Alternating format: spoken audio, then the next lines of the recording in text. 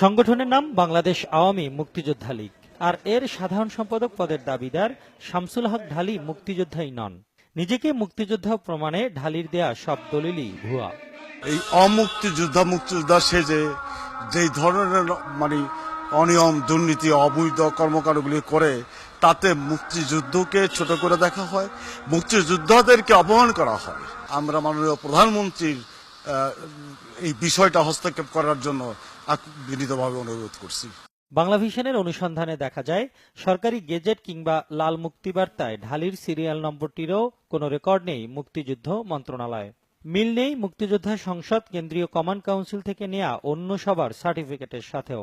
জালিয়াতির সব রেকর্ড ভঙ্গ করেছেন বঙ্গবন্ধুর সই করা এক প্রত্যয়নপত্র জমা দিয়েও।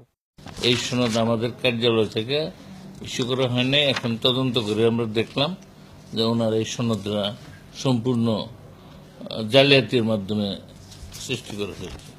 জাতির পিতা বঙ্গবন্ধু শেখ মুজিব, ওনার যে স্বাক্ষরিত যে সনদ, এই সনদ যে লেখাটা, এই লেখা কোনো মতে ওই সময়কার না, এবং মনে হয় তার নিজ হাতের লেখা। মুক্তিযোদ্ধা নাম করে কোটি টাকা আত্মসাৎ, অফিস দখল করতে বঙ্গবন্ধু ও প্রধানমন্ত্রীর ছবি ভাঙচুরের মতো গুরুতর অভিযোগ রয়েছে তার বিরুদ্ধে। উনি নিজে এইখানে আমাদের বাংলাদেশ আওয়ামী মুক্তিযোদ্ধা লীগের অফিস বসে সমস্ত সদস্যের সামনে উনি নিজে ক্ষমা চেয়ে চলে গেছেন, ওনার ভুল স্বীকার করে। তবু থেমে নেই টাকা কামাতে তার নানা ছলচাতুরি।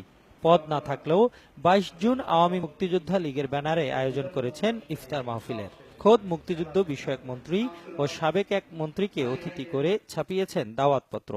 যদিও এই আয়োজনের বিষয়ে আপত্তি জানিয়ে মন্ত্রী বরাবর চিঠি দিয়েছেন সংগঠনটির সভাপতি।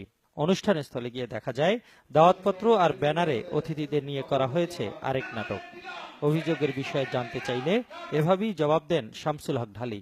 এত সুন্দর একটা সংগঠন, হ্যাঁ, মুক্তিযোদ্ধাদের, সেটার মধ্যে কেন এই বিভেদ? এবং উনি এও বলছেন যে আপনার মুক্তিযোদ্ধার সার্টিফিকেটও ভুয়া।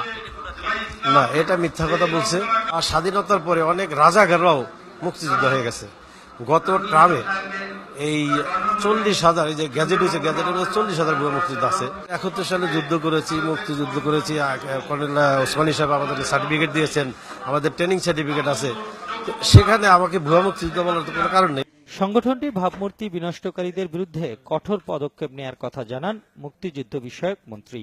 তৃতীয়বার নোটিশের পর না আসলে আমরা তার বিরুদ্ধে সরাসরি ফৌজদারি মামলা করে দেব এই জাল জালিয়াতির জন্য।